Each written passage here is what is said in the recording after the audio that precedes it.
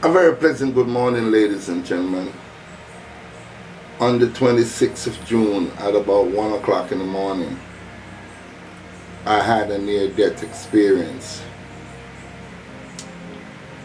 I start to feel a queasiness in my stomach, and my heart was like pumping a little fast. And then I feel I couldn't breathe. I couldn't breathe. So I tried to hold on for 2 more hours until about 3 o'clock in the morning. And then when I couldn't stand the pressure,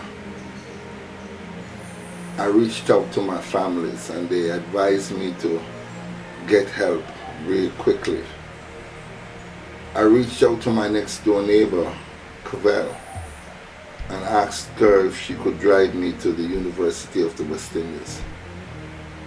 And when I got there, my blood pressure level was 225 over 167.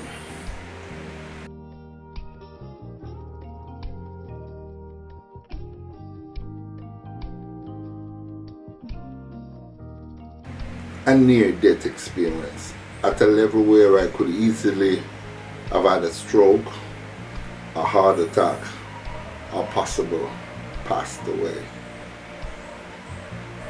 My sisters and my family and my friends, I want to thank you all for your support at this time. I stayed for the entire day at the University of the West Indies, and in the afternoon I was discharged and I was told to go to the heart specialist because possibly I have an enlarged heart.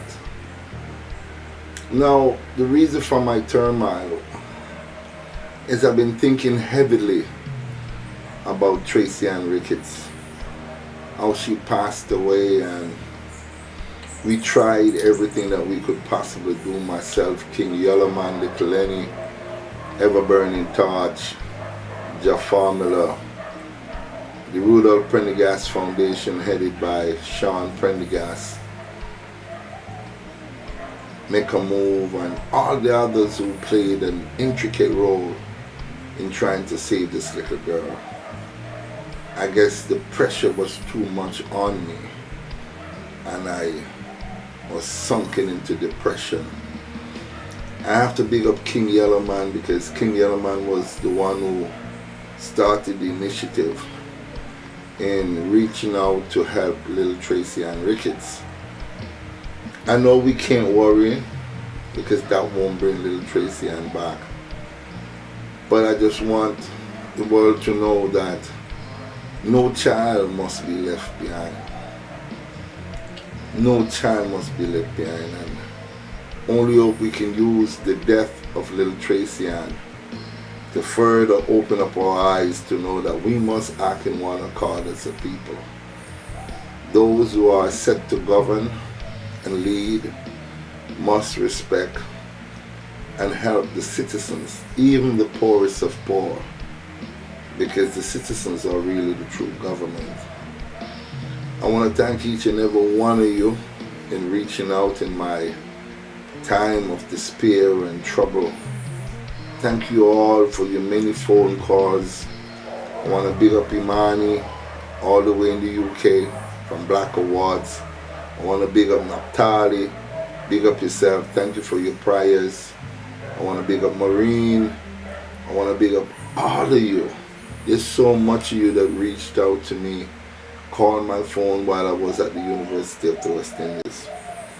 Also, I want to take this opportunity and big up the best staff in the University of the West Indies, led by Dr. Bent. Big up yourself, Dr. Bent. Big up to all the nurses. Matter of fact, when I got there was so much nurse around me. They didn't know who I was, but they gave of their all. At one time I counted 6 or 7 nurses trying to make sure that everything was right with Big Stone. So I want to say thank you very, very much to each and every one of you. In my leaving, I would like to say we'd love to have the body of Tracy and Ricketts flown to Jamaica. So I'm making one last plea to the government. The Honorable Andrew Onis, the Honorable Dr. Christopher Tufton, reach out to the Ricketts family and see if you can help and bring the body of Tracy and Ricketts home.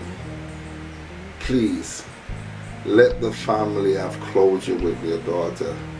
They suffered long and hard this time. Again, I'm out of the hospital, not doing so bad, still under the weather, but I want to thank you all for your prayers. I could not have made it without you all. Thank you so much. Thank you.